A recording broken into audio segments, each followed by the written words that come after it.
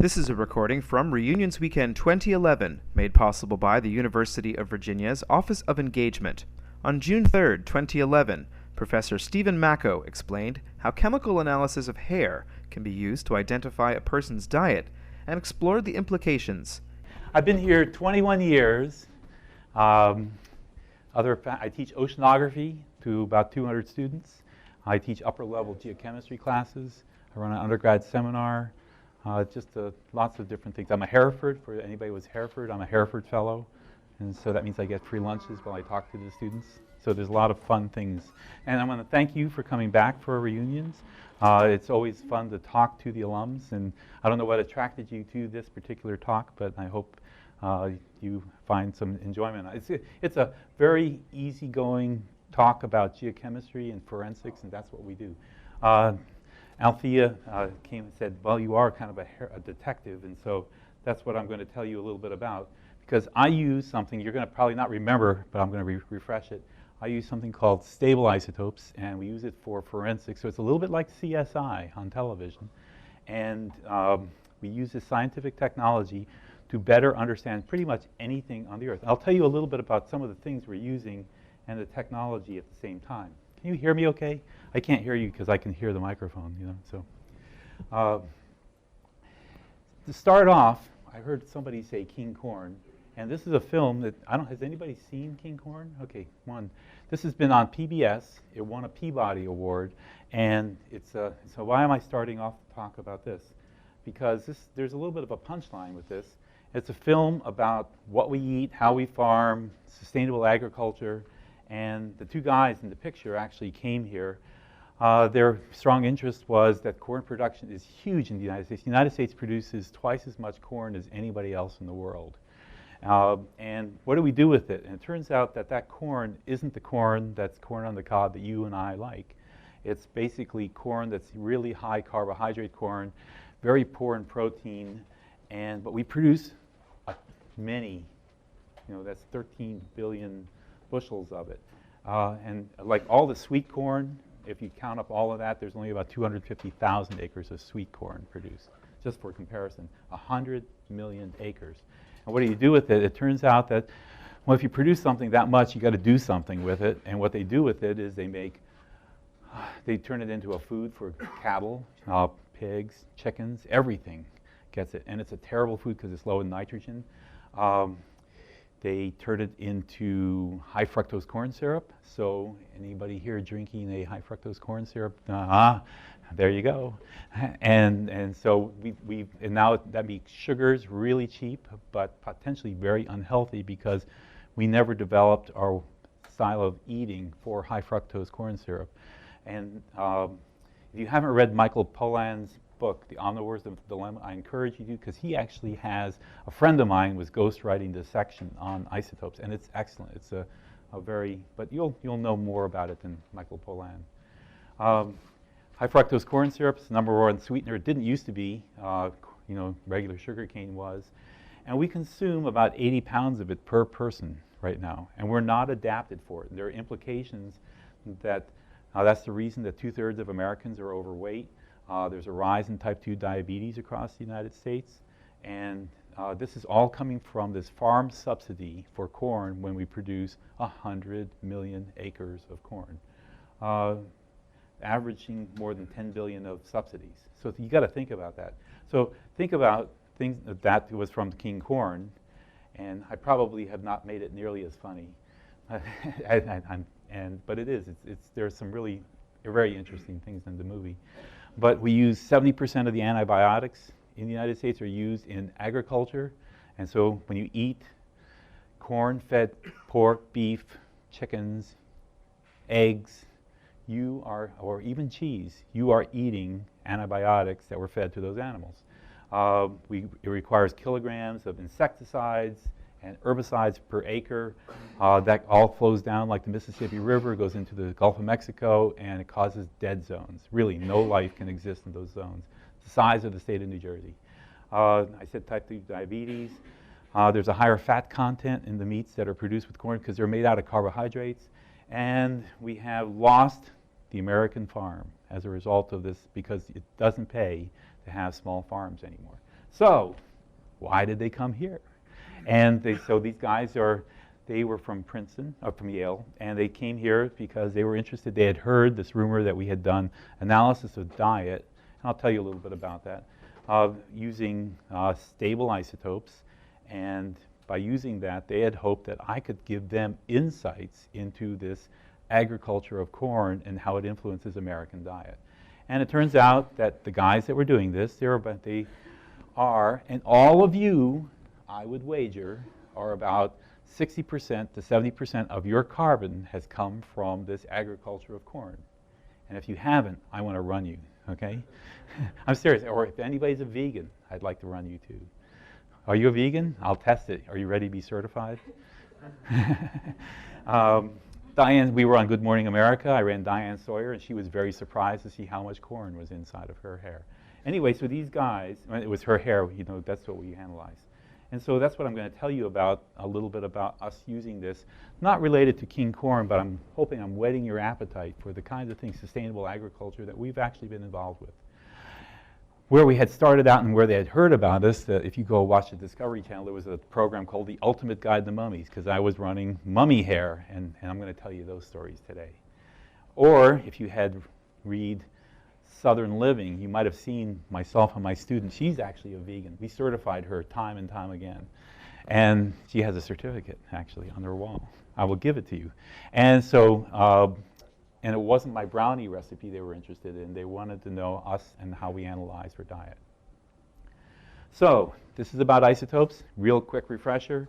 Isotopes are the reason that the periodic weights, and right here, are not perfect units, because there's a little bit of carbon-13 and carbon-12 inside of all the carbon that's in your body. You may think isotopes may be carbon-14. That's such a small amount, and it's radioactive. These are stable. They will last billions of years, and until neutrons and protons break down. And that's what we measure. We measure these small amounts of carbon-13. Most of the carbon, 99.9%. 98.9% is carbon-12, but there's a smidgen.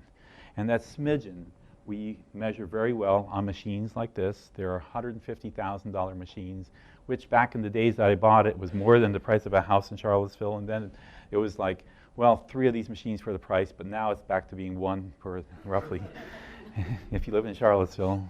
Anyway, and so this is the type of machine. They're called mass spectrometers. And what we take is we take samples, we burn them at really high temperatures, about 1,000 degrees, and that turns them into gases, and then it goes over into the mass spectrometer, and then the mass spectrometer can tell us how much carbon-13 is in there. Okay, and you may say, well, what's good is that? Well, over the 50 years or so that isotopes have been kind of researched, there's been a lot of analyses made on different things and great insights into the origins of the carbon, nitrogen, sulfur for not only diet, but origins of oil. Great insights into that. What you need to know is, first, you'll see these crazy little squiggle deltas, 13C, that's the isotope value. And all of this is really meaningless because everybody likes to have secret words when they publish papers, so that makes them sound like they know more than everybody else. And these are called deltas and per mil, but the truth is that they're ratios, and ratios don't have any units. And so isotope people, we call ourselves isotopateers, made up this unit because nobody likes to have dimensionless quantities. But what you kind of have to know, and it's going to be hard to accept, but you're going to see negative numbers. And you may think that that violates concentrations if you have negative concentrations. But it's a relative abundance compared to a standard material. And so we have a standard material, it's called a PD belemnite, that's defined to be 0 on this scale. And if you have less carbon-13 in your sample, your hair, that's a negative number. So if the less means less, means a negative number, more means a positive number down here. And you can see that the Earth pretty much has less carbon-13 in its materials than that standard cephalopod from the Cretaceous. And it's just an arbitrary standard. It means so that I can send Amy some of my sample, and she'll get the same number in her laboratory. So what you'll need to know then is that plants like wheat, They're called C3 plants for the biology types in the audience. Wheat has a number right around here at -25 or -27. And corn is a unique plant. It evolved about 50 million years ago when times were dry and hot, and it didn't want to release water back to the atmosphere, and it became and they're called C4 plants. They use a different type of metabolism. C3 plants have been around since the Precambrian, that enzyme. C4 plants evolved so they can be under drier conditions, and they're going to be numbers around -15, okay? You might want to remember fish. The ocean is a little bit different. That's a number around -20. And that's all you need to know, okay? -15, -20, -25. I'm going to tell you all about nitrogen, too. Nitrogen is an important element. It has to do with nutrition, okay? That's the limiting nutrient for a lot of productivity on the face of the earth. That's why we put inorganic nitrogen on the fields of Kansas to grow corn, because that way we grow more corn because of adding nitrogen to it. The problem is all that nitrogen goes down the river and ends up in the Gulf of Mexico, causing the dead zones.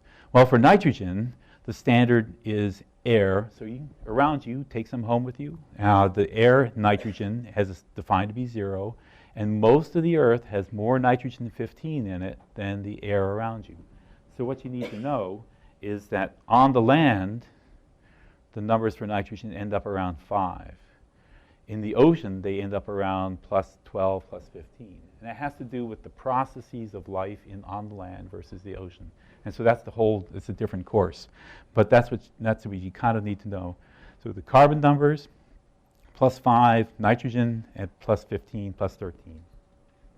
I'm going to tell you a little bit of a secret stuff, because not many labs do this, but we also measure sulfur. Sulfur is in your bodies in the form of a few amino acids, methionine, cysteine. And if you have who has really curly hair, she has a lot of sulfur in her hair, okay, because it causes cross bridges, and that's why you have curly hair.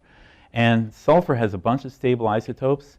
The people that were interested in sulfur originally were meteorite people. So this is the Canyon Diablo troilite. That's the Arizona crater meteorite. And people defined that to be 0.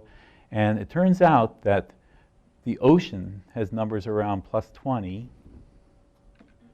So ocean foods look like that, and land foods look like this. So if we're analyzing diet, here's a third isotope that we're going to be looking at. All right, so you're almost done your lecture. The other side of it is that as you go up trophic levels, so here we are up here, carnivores, omnivores. Here are our primary producers. As you go up that trophic level, you have more nitrogen 15 and more carbon 13. Okay, it's about 3 going this direction, and changes about 1 that direction. All right, so for the final exam, carbon, oceans about -20, sulfur about 15, 18, 20, nitrogen 10 to 15, and it increases as you go up food chains. Land plants are going to have carbon. They're going to be the C3 plants like beans and wheat, or corn. Remember corn. Sulfur about 5. And nitrogen is going to be low, so just like sulfur, but it increases by about 3. Both of them increase by about 3 as you go up the food cha.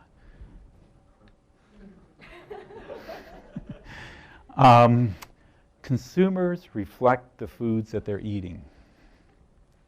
And so there are these increasing by about 1 per mil and 3 per mil in nitrogen, and in sulfur you are what you eat. All right. So this is a real novel tool. I'm going to tell you a couple of small stories that don't have to do with diet of humans, but diets of other communities, because that's me sitting inside the submersible. That's the Johnson Sea Link, about to dive down to about 500 meters below the surface, where we're going to capture animals where you can't watch them eat because you're down there only a couple hours, but you can bring them back up to the surface and analyze them and tell something about their diet. That's marine ecology, these deep sea communities. You can even go back into the past and look at bones, and we've published on dinosaur bones. I meant to bring a couple of dinosaur bones, but I brought hair samples of different people that I'm going to tell you about.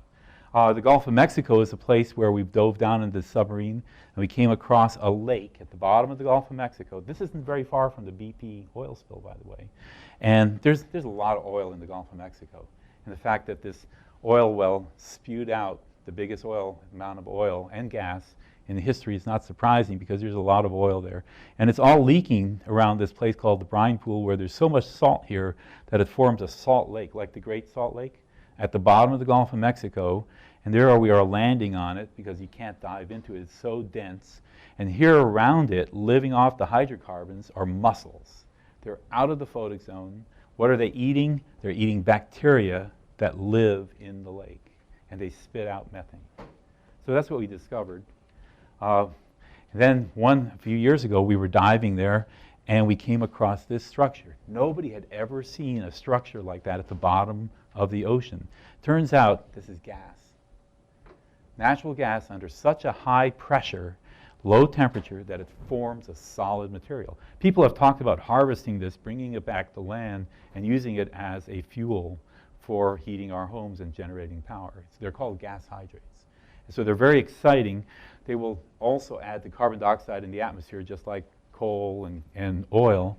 And then they also, when you take them out of that high pressure, they explode, which makes them not as good for fossil fuel and putting it in your car. But while we were there, we were realizing that we wanted to go back up to the surface. We'd been down there about 4 hours, and the coffee was getting to us. And so as we were going up, the pilot said, I think I see moving. So it wasn't the scientist. I think I see something moving on the surface of it. And lo and behold, on the surface of this, in every one of those little scallops that you saw in the yellow and white areas, there were little worms, a creature nobody had ever seen before. What was it doing there? It didn't have eyes, didn't have teeth, and it was doing something on this frozen gas. What it was doing, it was eating bacteria that were living on the surface, like slime, like you've slipped on algal material when you've climbed rocks. Well, that's what they were doing. These worms were going around. They have hemoglobin, and nobody had ever seen them before. So we discovered a new form of life.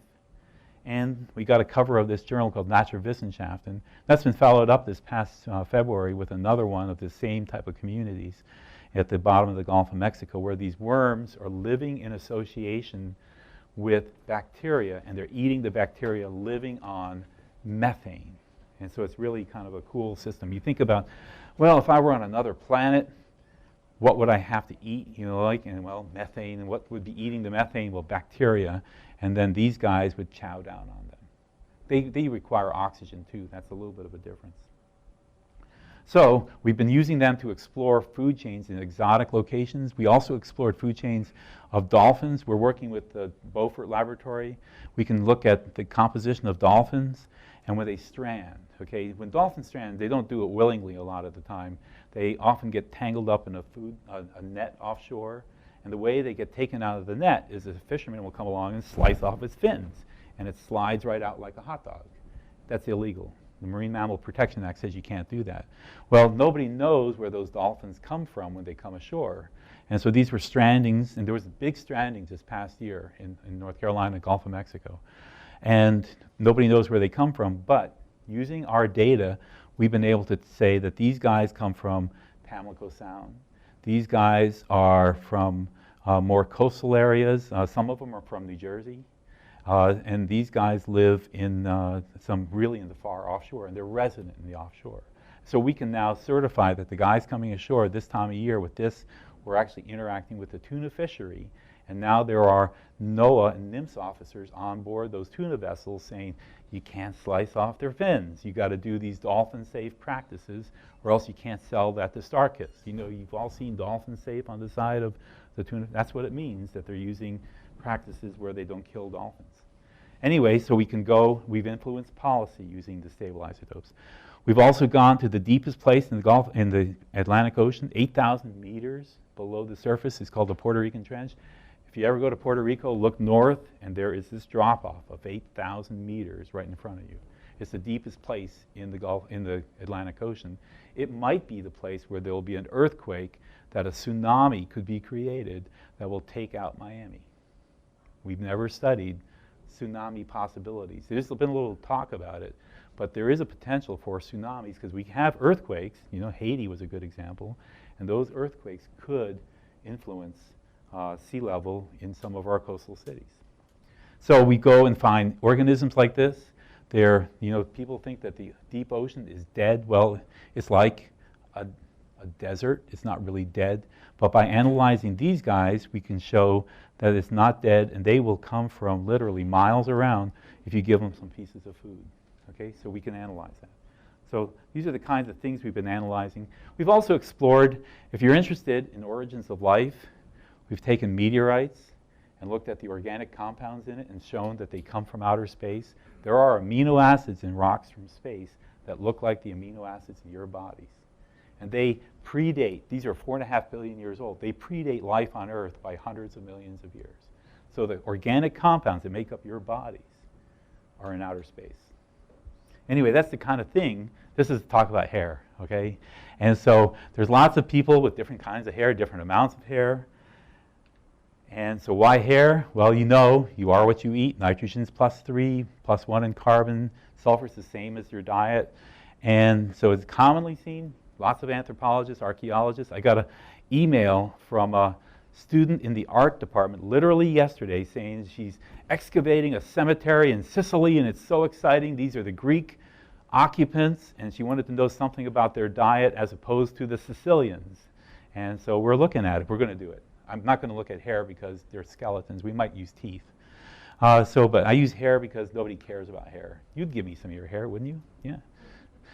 And you will, right? You want to be tested. And it can be well preserved. And if I start you on a diet, it'll start showing up in your hair in about 7 days. Lots known about hair because of male pattern baldness. You know, there's this great interest in how hair grows. It hasn't worked so far, but that's why it is. So it's a keratin. It's continuously growing. You can imagine that years ago I used to call this a tape recorder, and you probably know what a tape recorder is. You know, but you don't, right? What's a tape recorder? You've seen one at the Smithsonian, probably. Anyway, but it grows continuously, and the content of the proteins in that hair are constantly telling the story of what you're eating. Okay, and that's what we're going to analyze for. Hair is well preserved. These are hairs that go back literally 5,000 years in the blue. That's from a guy called Utsi the Iceman. He's 5,000 years before present. And the red are from actually Austria and Italy.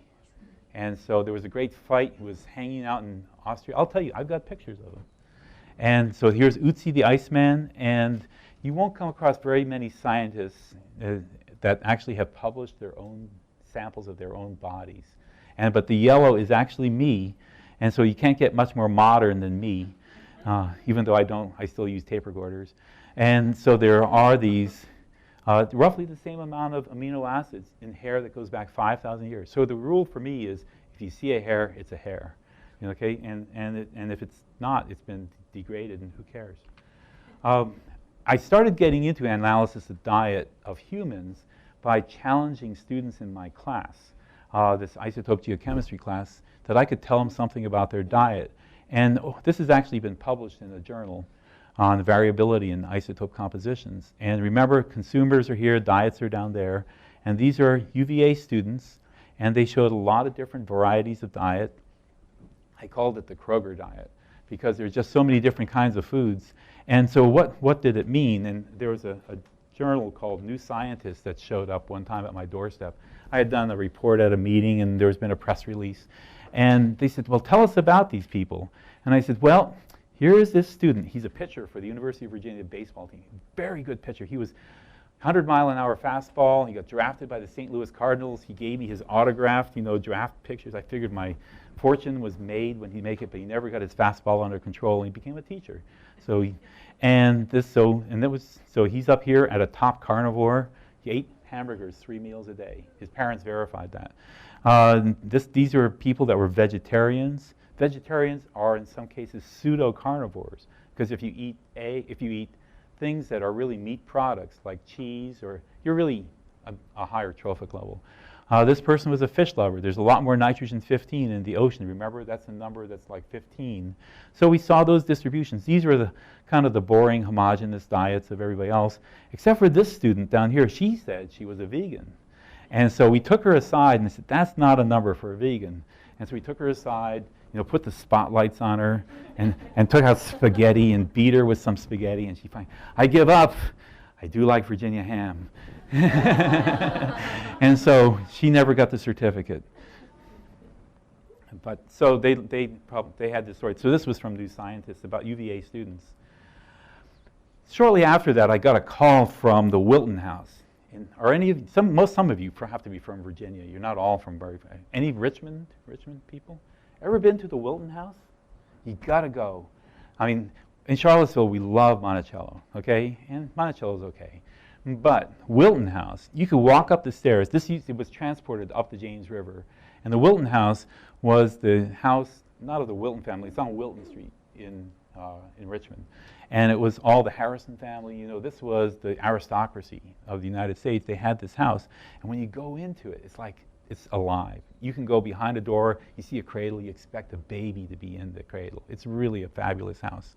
Anyway, so they called me up and they said, it's the anniversary of George Washington's death.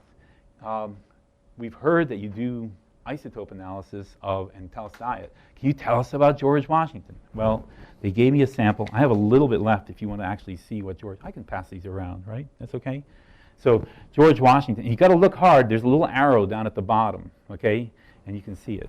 And they said, we've got George Washington's hair. Tell us something about his diet. And so I went down there, and the curator's hand shook as she cut George Washington's hair for the first time in centuries. And so I analyzed it. Well, you never say no to a thing like that, right? Even if I couldn't tell him something. It's kind of coming out, just so you know. Is it? Really like so Uh-oh. the hair, right? Well, the hair's here. I don't think that's, no, this, no, I think that's plastic right there. The hair is right there, okay? But it might be. Okay, I think it's okay. We'll retape it. And so I analyzed the hair, and that's what it looks like. What's being passed around is the little signature. The picture was my addition, and there was just this really small section. Yes? Was that taken from after he had died and had been in a lead coffin, or while he was alive? It was taken not after he was buried. There's a lot of really cool history that has to do with Washington's death, because he didn't have his own children. He had children via his wife's first marriage. And the daughter in that family actually was giving out samples of hair. And because when somebody dies, it was very much a custom to have funerary hair. And you would wear it around in little lockets or earrings. And so there's lots of funerary hair around. Funerary, am I saying it right? And so there's a lot of that around. And they were giving out samples of George Washington's hair at the time, because it was great emotion at the time of his death. Anyway, so we got the sample of hair. What do you do with it? Who do you compare it against? I had my Virginians, okay, my students, my Kroger diet. Of course, they didn't have Kroger back then. And so where did he fit? And he fit kind of in the middle.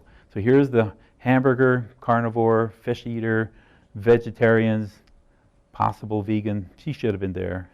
And so he was kind of in the middle. And so Wilton House said, well, what does that mean?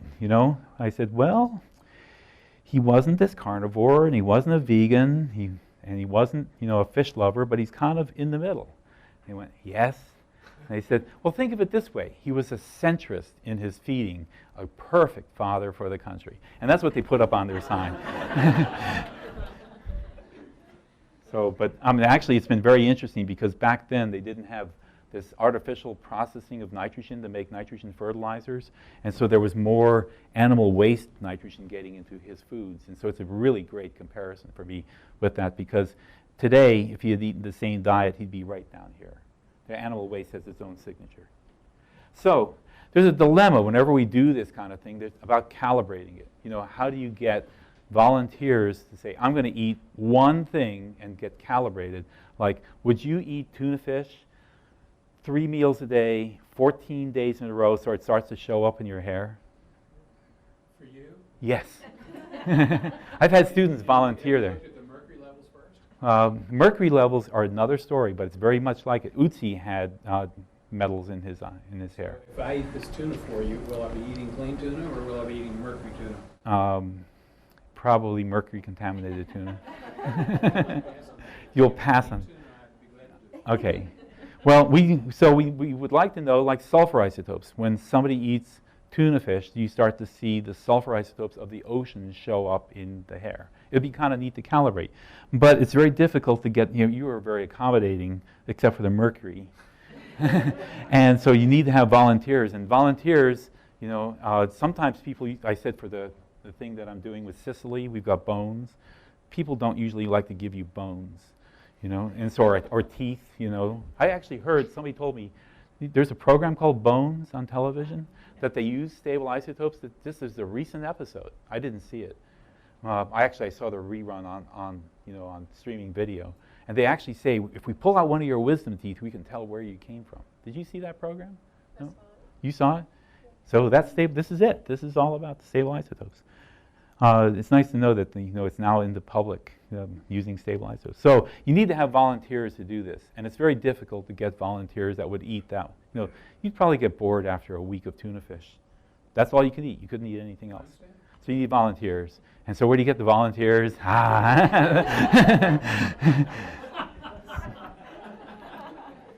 And actually, this is my cat. She's 21 years old, and so this was taken when she was much younger, Siamese.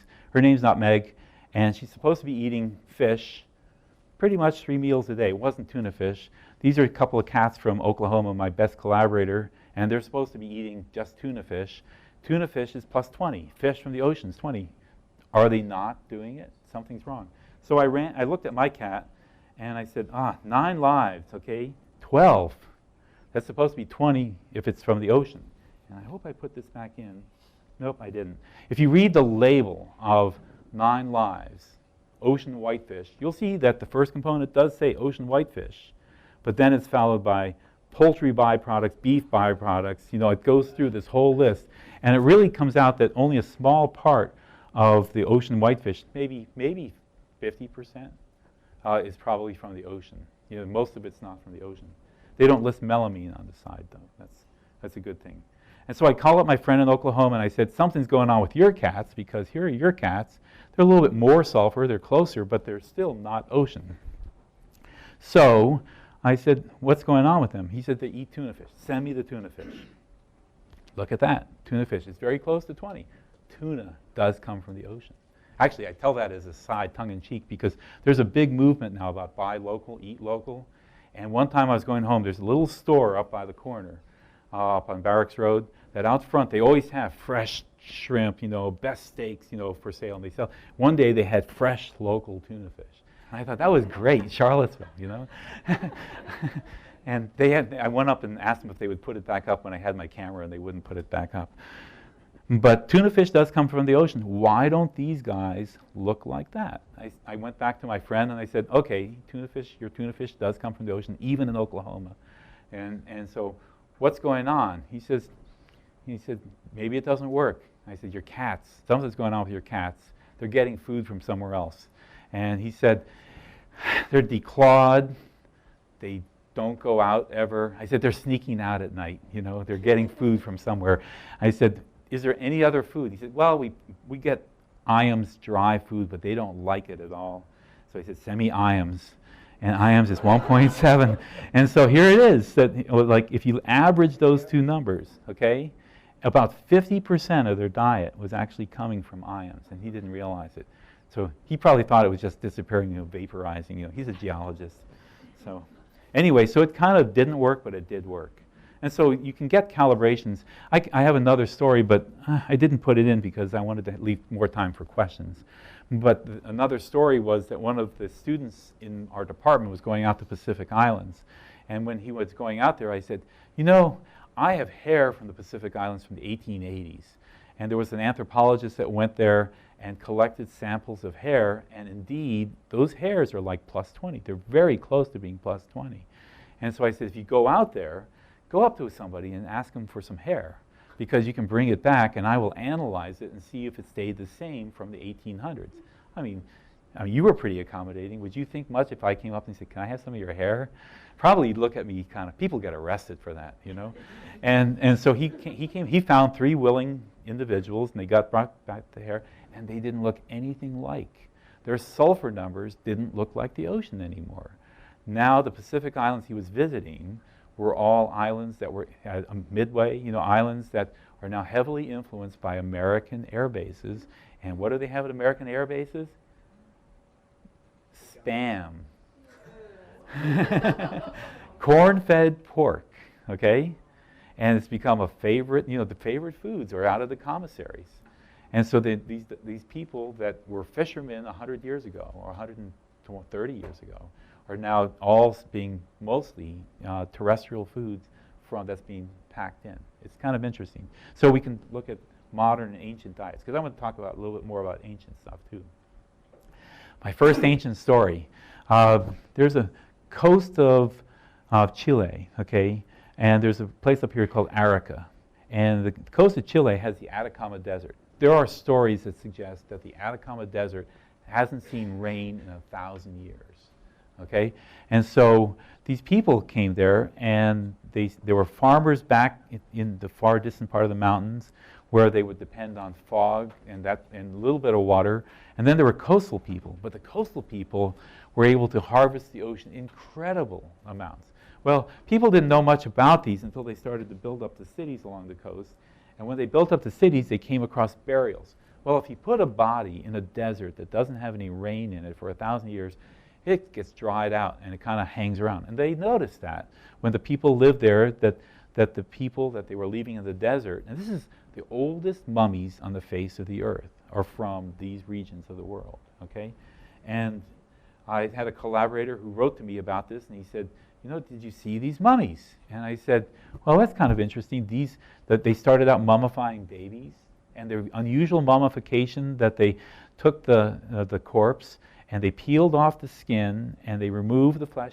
They might have eaten it. Okay, that's lots of custom, and so that's the study. And then they would replace the flesh with reeds and sticks, and then peel the skin back on, and then coat it with manganese dioxide. So these would be the mummies. And some of them go back like 10,000 years. Much older. These people were mummifying thousands of years before the Egyptians. They stopped mummifying about the time of Tutankhamun, to give you a perspective of that part of the world. So I saw pictures of this from my friend, and my first reaction was hair. And so there was incredible amounts of hair, and so we could tell something about the people living on the coast, the people living inland. This is a 16-year-old boy, and incredible amounts of hair that nobody cares. Sure, if he said, can I have a tooth from one of your mummies? No way, But a hair, no, they don't really care, because, there's a lot of hair. So we also had samples of plants that were buried with them. Corn, okay, corn is this weird plant. Remember I said it's going to be about +10 or +15. There it is. The yucchina, that's a tuber, it's a C3 plant. That's like -25. So look at that. The signals are very much like today. Even though they're thousands of years old, the signals are preserved in the foods. The fish, I said they were going to be like around -20, and indeed they are. And so that's also true for the sulfur signals. Nitrogen signals, we actually have a really cool story developing that we're starting to think that we can use these numbers to tell us how much precipitation a location has. It's exploring the world. It has to do with climate change. So I'm not going to talk about that, but if you think about sulfur, that these guys are heavy from the ocean. They have a lot of sulfur-34. These guys are terrestrial. Here is a C4 plant. These are ocean, and there's a C3 plant. The signals are there. So what we can do is we can put them on a chart and say, here's the wheats and the beans and the yucchinas, and here's the maize, and here's the ocean foods. And if people eat those, they should lie somewhere in those triangles. And we can figure out the percentages. Well, everybody lay outside of the field, which is kind of weird. But then I told you a secret. Who knows the secret? What happens to trophic levels? You increase by 3 in nitrogen, and you increase by 1. And so if you move this triangle, 3 and 1, up, there it is. And so these guys were the fishermen. And they were 90%. What's for dinner tonight? Fish. And so they were 80 to 90% of their diet came from the ocean. And those were the guys at Arica. They were called the Chincharo, the fishing basket people. Then we went inland. up the valley, and we came across these people. Well, these people were farmers, and so here is the farm foods, okay, that they had. These were the animals eating the farm foods, and there they are another level up because they're eating the animals. And so they were the farmers mostly eating corn-fed llamas, those kinds of food, except for this one.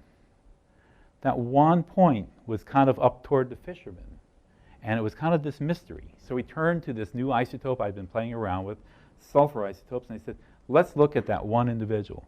Well, I looked at the other site. These are called Camarones. Camarones, this means shrimp, Maderos, Enco, and those were all the fishing people, and they had numbers close to the plus 20, plus 15, so they were pretty good. And the farmers were down there. They're a little bit more enriched in sulfur 34 than I like, but they're still pretty close to being sulfur. What about that one individual that looked like in the carbon and nitrogen that it didn't fit the farmers? And in fact, that one individual fit that population of fishermen. So I go back to the anthropologist that studied this site, and I said, here's an individual that looks like these guys, but actually was a farmer. His body was, or her body, I don't know, was found. I mean, a lot of mummies we never know, okay? And it was found near these guys in the same burials. So what was going on? And the anthropologists said they thought that was exciting because that says these people had to interact with those people. Even though they lived far away, this was a person that was one of these and got buried with them as a farmer. And that was the diet of that individual. And what was it? Was it a marriage? This is the story the anthropologists like to tell those stories. Was it a captive in a war? Or was it a fish salesman coming into town and died? But those are the kinds of stories that you can tell once you have the very interesting data. September 19th, 1991, as hikers going across the Alps, the Utzteller Alps, discovered a body. And the body, it looked like people thought it was a murder victim. And then they transported it over to into Austria. It was lying like right on the line, and so the Austrians were there and they transported it back. And it turns out that along with the body there were lots of other things. There was a grass cape, there was a quiver. The quiver had arrows in it, but the arrows weren't finished. None of the arrows were finished, so you couldn't hunt with them. There was a bow. The bow was not finished. Okay, so you couldn't use it. There was an axe. In fact, the axe was the clue because the axe was Neolithic. It was roughly 5,000 years ago, and that's what determined that it wasn't a recent murder victim. Although people have played this up that it was a murder, and who cares? It was a dead person from 5,000 years ago, and inside this grass cape there was a little bag that had like magic mushroom stuff in it. This was medicinal stuff. Some people have said that he was some kind of priest or shaman, maybe. Other people say he was a sheep herder, but there he is right there. So very close to Switzerland, but I think it's Austria and Italy. His body is now in Italy. In the middle of the night, they had sent vans, refrigerated vans, to transport him back. There were riots, trying to block the vans taking the Austrian Iceman back out and back to Italy. But he is now in Italy. I had a friend in Austria who said, what could you tell us about Utsi? And I said, a lot, okay? You always say, if you said, I don't think very much, you don't get the samples. And so we looked at we had had another person look at his teeth, and there was this grinding of the teeth like there was seeds. Very common is that if you ate seeds, you might put a little sand in your mouth, and the sand helps you grind the seeds up. It grinds your teeth down too. That's what, it's bad news for your teeth. But and so there was this wear that looked like he might have had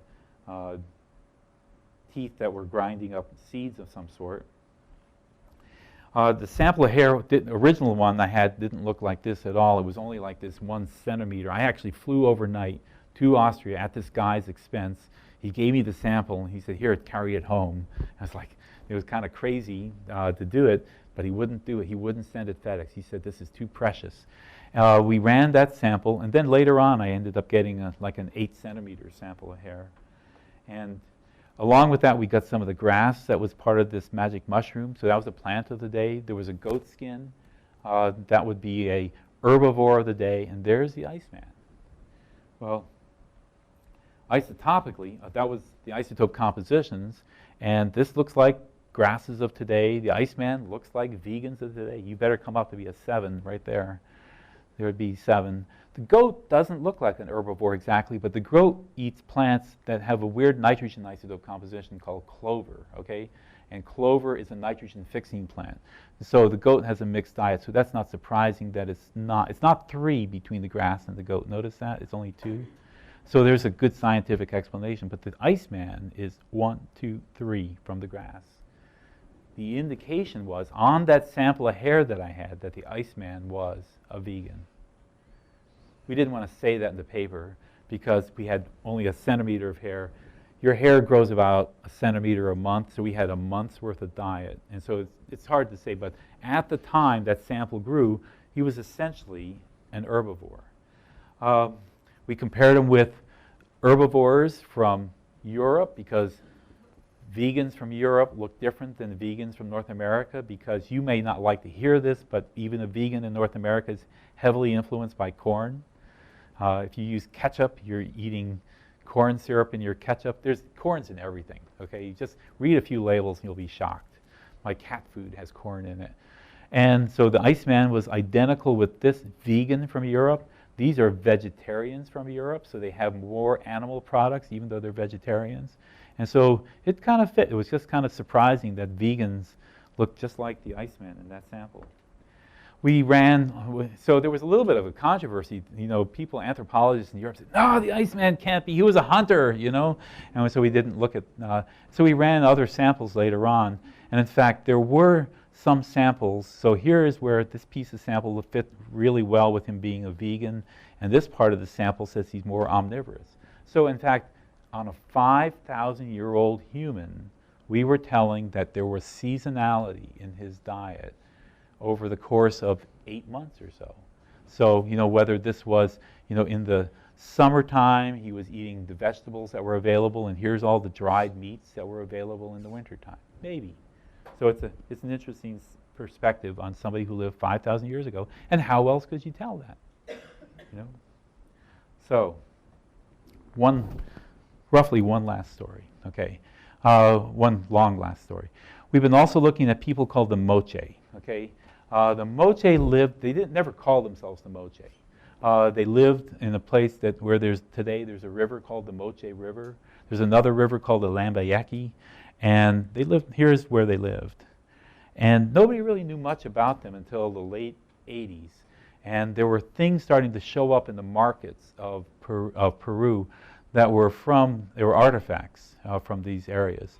And then there were some explorers that went out there, and they discovered there were pyramids buried out there and along the coast of Peru.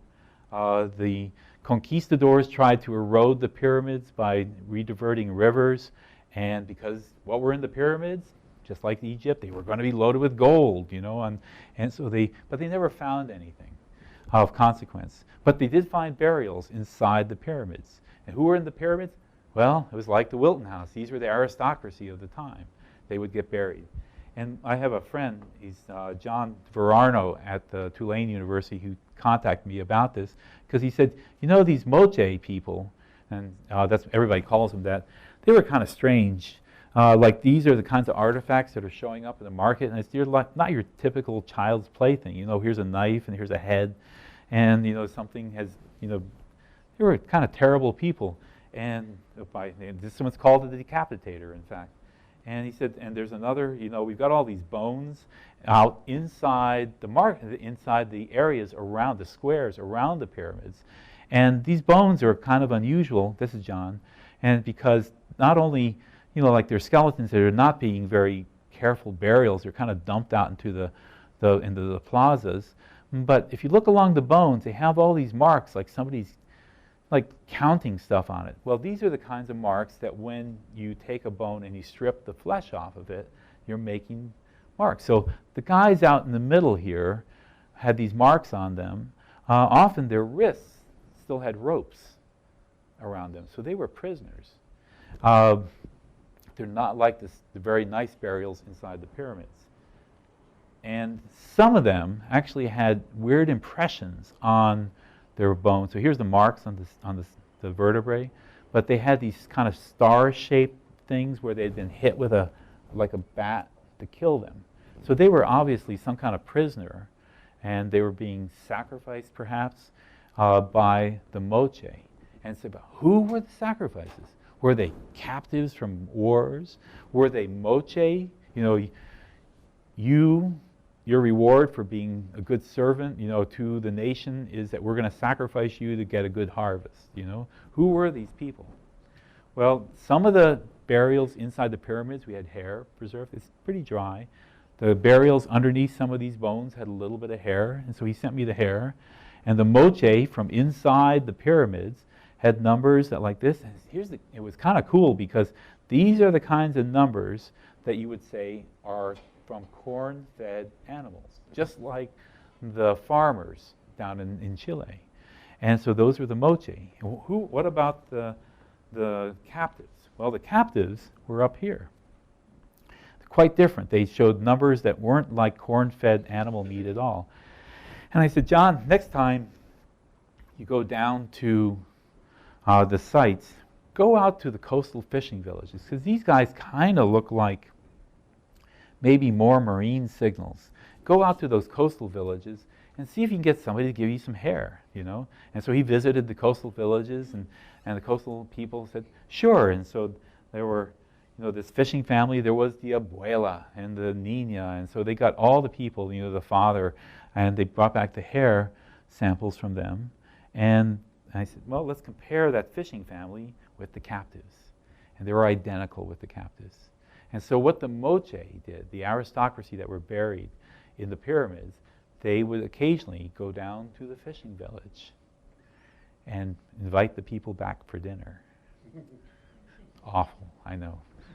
But they were that very close relationships. So the Moche were not the captives at all. So isotope compositions showed very distinct differences. The Moche themselves didn't eat fish for some reason. We have people like that today, you know, that you don't eat ham. You know, you think about religious things. The captives resembled the signal of the coastal fishermen. This is influencing the anthropologists' ideas about what was going on. What are we doing next? Well, I'll tell you a couple of quick things. We're working with medicine. We're discovering that diet influences anemia. You know, the more meat you have, the less chance of having anemia. I can actually pick out a signal of breastfed babies versus those that are being supplemented with corn gruel. And so we have authentication from mothers that said, oh yeah, I'm nursing my baby. No, you're not. You know, you're feeding it the corn gruel, because I can tell from the hair. We're also working with National Geographic right now on something called CSIME. Probably sometime in the next year you're going to see this. And it is, I don't know where they came up with the name. It's really awful. But what we're doing is they've got people from around the world, a swimmer, and we're going to tell stories about what they're eating and where they've been. They're doing a lot of different kinds of tests. They're also looking at metals, you know. So those are where we're going next. But I couldn't end without telling you a little bit about a UVA student. And our favorite UVA student, maybe not your favorite UVA student, but one of my favorite UVA students is Edgar Allan Poe, because he was expelled. And and even, you know, could we say something about him? So a doctor from Hopkins came into town and said, you know, there are all these stories about Edgar Allan Poe and how he died. And is there something about his hair that maybe he was breathing the coal gases of Baltimore and that influenced his writing, you know? And so you think about it, yeah, when you, oxygen deprivation and all those kind of carcinogens and the coal gas, maybe it was. So they analyzed metals too, and so I analyzed his hair. And as a control, we're always looking for controls in this business, was that he married his cousin who was 13 at the time. Very common back in the early 1800s. Lavoisier married his partner's cousin, a partner's daughter, and she was 13 at the time. But she died of TB when she was 24. She didn't live for a long time in Baltimore, but there was a lot of her hair around, and we presumed that her diet was probably similar to Edgar's. And we got the hold of some of her hair. If you go, this is a picture of some of her hair. And I brought, I didn't pass these around. So this is Edgar Allan Poe. And I think there is a sample not falling out. And this is fake. This is a picture. But underneath it, you'll see some of Virginia's hair. Okay? So we have, and she was passionately in love with Edgar. They actually eloped. She lied on the wedding form that about her age, and here's a love letter from her to Virginia Poe to Edgar Allan Poe, and so we analyzed her hair. Turns out there was no difference between his hair and her hair. No evidence of coal gas. Conclusion, my point of conclusion, he's a natural. Okay. And so it wasn't influenced by his diet or the air he breathed. Anyway, so summary, I do stable isotopes, is forensics. We do lots of different things with the forensics. I'm using this combination where we've developed at UVA sulfur isotopes. Carbon and nitrogen have been great insights into ancient humans, modern humans. I was telling Althea as I walked in that I got a call literally earlier this week from a doctor down in Texas, Amarillo, Texas, who wants to have this as part of his health fair. And so we're going to analyze a whole bunch of people down in Amarillo because it's really going to be neat because they're doing all the other health statistics on the people. Is anybody a doctor in here? Just out of curious. And so what we're doing is, all of the glucose, whatever is in your blood, those kinds of tests, there's going to be that, and we're going to be able to relate that to the isotope composition, hoping to see that if there's a carbon-13 signal from corn in the hair, that's going to be saying something about their diet. And what do we find by these other tests? So it's a real big possibility. And there's a lot of really cool things in medicine, even in cancer research, that I think there's a lot of possibilities for. Anyway, they're giving us insights into certain civilizations, maybe eventually into why civilizations collapsed or disappeared. Down in Mesoamerica, they disappear. Anyway, that's me. I'm happy to entertain questions. If you want to write me, Sam8F, you can find me under Environmental Sciences. You got to be careful, though. Anybody from Charlottesville, you probably know the hook, and you might show up. That's supposed to be me, but I was told that I'd never wear an ascot. So, Soylent Green is corn syrup. Charlton Heston would be proud. Anyway,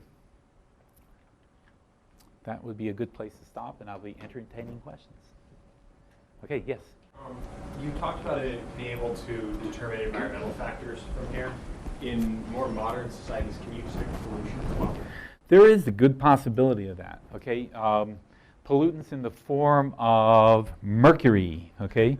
But when I think of pollutants, the major ones are petroleum chemicals, PCBs, and what we do at the bulk level, this is a really quick and dirty test. We have also developed really sophisticated analysis so that I can look at a compound's isotope signal and tell where that compound came from. For example, we've gone to the Hudson River and looked at fish, and we've looked at polycyclic aromatic hydrocarbons or PCBs in the river, and I can pinpoint them back. So it's point source pollution. So that possibility is a lot more sophisticated. It's a lot more detailed. Chemistry is much more difficult. This is quick and dirty. For $10, I can give you an analysis, but it's free for you. Or anybody else. Yes? You talked about briefly your current projects, one of them being anemia in children in Africa. Yeah. And I recently started reading the China study. I don't know if you've heard of that book. Okay, so it's about cancer and how it's linked to animal protein. Uh-huh. So I didn't know if you had any thoughts on or what your project is about right now. Excuse me. Oh, the project itself is that we had some doctors, interns, go over to Africa, and what they're doing is evaluating nutrition in mothers and children. And so basically they were doing some blood analysis, and I said, well, while you're there, why don't you get the little hair? Babies in Africa with their kinky, really, it's like working with little tiny, squiggles of hair. So it's been very difficult measurements, but that's basically it. If I can see a nitrogen signal that's saying that more animal foods are in their diet, that would tell me something about, or if they're being breastfed, I can pick up those signals. So it's not like the animal protein, although I have to tell you that there has been really a tremendous amount of interest. We've been on public television in Korea, South Korea, and in Japan for looking at the changing East Asian diet. And you know, Korea and Japan import huge amounts of beef from China. And so China is the #2 producer of corn in the world. The United States produces about half, China produces about a quarter. And what they do is they feed it to animals and they export it to Korea and Japan and other places. So, and there's this great concern about changing diet in those countries, and you know, the signals of isotopes are verifying that the population is no longer a fish-based diet. And so now, whether it's cancer, you know, and there is, you know, colon cancer is on the rise, and is it the changing to meats, high-fat meat diets? A good possibility. There's a tremendous number of possibilities of what your base level research will lead to. Well, that's, yeah. Yeah, how about things like how long somebody should breastfeed? You know, we can pick that signal up, but working with the right medical field, we could see how long. In fact, they have gone back and used this in past studies on children that have died and seen at what point, you know, because in the bones you can pick up, well, this child was 3 years old, but it wasn't nursing. Or this child, you know, was older than that and was nursing. We can pick up those signals. So I don't know, but it's for the medical field to evaluate, is this a good thing to stay on nursing longer or shorter? In ancient times, nursing went on for much longer than it does today. So, thank you. Going back to your graph about with the distribution for nitrogen, where the fish eater was sort of higher up on the nitrogen scale. So if you eat a lot of marine plant life, for instance, would you be higher up on that? You could get around this, okay? If you were harvesting kelp and eating kelp cookies, you would be pretty low. Okay. But we don't, what fish do you eat? You know, you eat tuna, you know, swordfish, you know, and so all those high trophic levels. And if you just think about it, here's the base, it's 3 per mil. Oh, and so you increase by 3. Well, in the terrestrial world, that's grass, cow, us. Oh, I see. In the marine field, so that's 6. In the marine field, you start out with the marine plants, and they get eaten by copepods, and the copepods get eaten by small fish, and then big fish, and those bigger fish get eaten by really big fish. And up in the high Arctic, which I've spent 6 months of my life, they get eaten by polar bears. And so, you know, so I've actually measured the highest nitrogen-15 content of any animal life on the Earth, and that's in polar bears from the Arctic. In fact, my fantasy isotope number would be that some of the Inuit feed polar bear meat to their dogs. Nobody wants to eat polar bear meat. And so the hair from dogs eating polar bear meat would set a new record. So if you ever get up there, I want hair. Yes? Children is autistic, and one of the tests that the doctor is had done was analyzing hair for heavy metals. Is there anything else they should look for? I think that's a field that, you know, we're really at the early stages of what are the causes of something like that. I mean, there are also, like a lot of diseases, we are clueless about some of the causes. And so there's a fascinating idea like that. Is there a relationship? But this would be diet. But, again, this is a fantasy medical project that I could take a drop of your blood, measure the compounds in your blood for the amino acids. And we have all these enzymes that cook up the amino acids and make them into different forms. And so, you know, as a doctor of the future measuring the isotopes, I can say, the difference between your alanine and your glutamine is a little bit high today, you know, and so maybe those enzymes weren't working as good. So there are probably medical causes like that for diseases or conditions. The same doctor that gave me Utzi's hair, he's a pediatrician. He thinks that we could look for diabetes. And what would be fascinating, wouldn't it be fascinating to go back into an Egyptian's diet from 2,000 years ago? And you know, the incidence of diabetes 2,000 years ago was not nearly as high as it is today. Wouldn't that be fascinating? So there's that potential. So it's exploration. It's finding the right people for somebody like me to work with, okay? And Do you develop a sense of what public policy ought to be on corn subsidies and stuff like that? You mean personally? Well, I think it's a mistake. Oh, there's no question. We produce so much corn. There are other foods that we could be producing that are healthier. You're paying for it. I mean, What did you say is a mistake? I'd say the corn subsidy, the billions of dollars of that we put into the corn. I mean, what it's causing. And if you haven't seen King Corn, and if you have seen it, you should see a movie. I put it up there. It's called Big River. It's by the same people. It's about the nitrogen pollution going down. These are both in the UVA library now. But Big River is about the same guys, and they go down the Mississippi, and they're looking at nitrogen in the Mississippi River and causing dead zones. And they have a new one, I think. Oh yeah, those are the same guys. So yeah, they were here. If you watch that King Corn, it's right my office as they go down the hall. So my own feeling is that we've put so much money in. It's a hidden subsidy for the hamburgers at McDonald's, which are loaded with fat, and they're not nearly as nutritious as grain-fed beef. Pardon me? Well, I mean, I don't mean corn, but I mean whatever grass-fed beef or other types of grains that would come from grasses. You could say that's really what I meant. And so, but not corn as the grain. And it's not as healthy. The animals don't grow as fat. They don't grow as large, as fast. They don't need the antibiotics. Cows grown just on corn will die. And so we have to pump antibiotics into their bodies in order to keep them alive so we can kill them. So I think it's, and what do we do with the excess corn? Well, if we can't feed it to the cows, we turn it into fuel. And the idea of turning food into fuel really bothers me. So that's kind of my own. When you say that McDonald's hamburgers aren't nearly as nutritious as before you finish your sentence, I'm thinking, is there any nutritional value in them to speak of? Obviously there is, because the meat is nutritious. I mean, you can certainly support your diet on that protein, but you have a lot more fats that are inside of it. I mean, protein's protein, So is the Obama administration looking at this at all? Because the first lady's real big on what's it called, not the food plate, instead Yeah. of the food pyramid. I've written a letter to the press secretary asking for Mrs. Obama's hair and her kids' hair.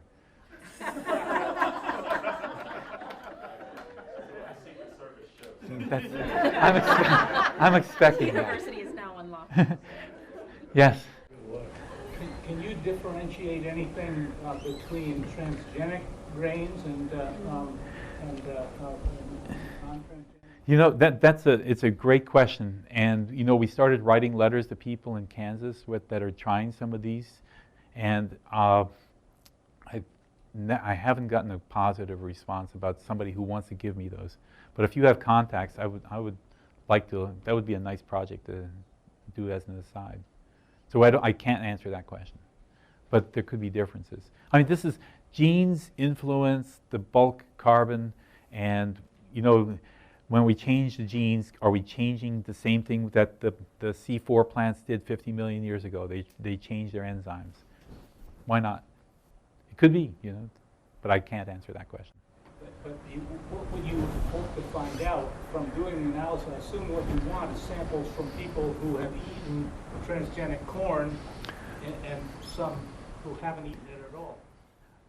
Well, I think finding people who haven't eaten it will be easier than finding people that have eaten it only. But you could do that. You could do it on a control study with like mice. Cats won't work. They don't except my cat likes sweet things.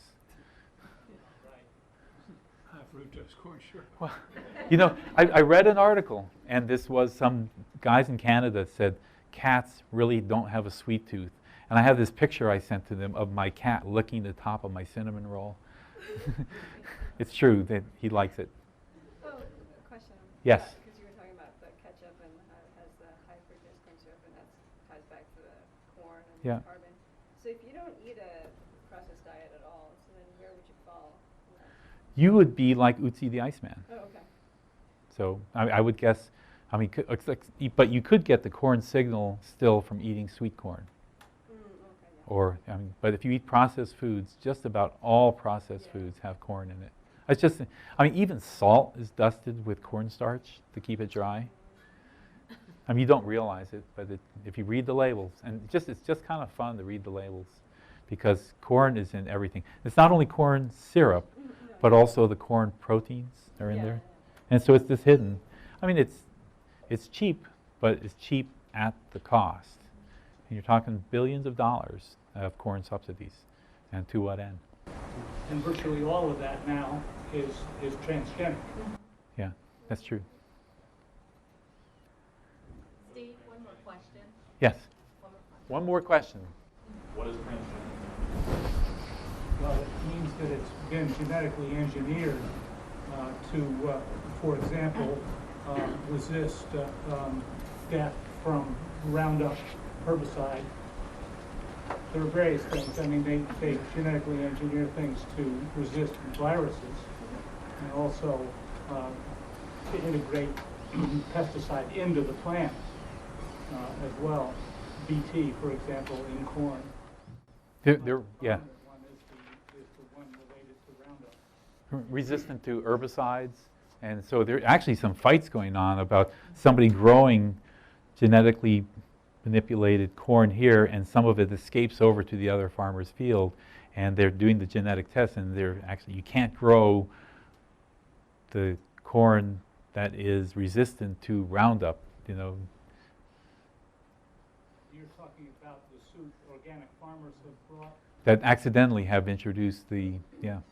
because the genes jump in pollination. Well, those suits are going two ways. The seed companies are suing people who have gotten seed by way of the wind because they want to sell it. They don't want it picked up. I just put it for email. Thank you for coming. Enjoy the rest of the alumni visit. Thank you.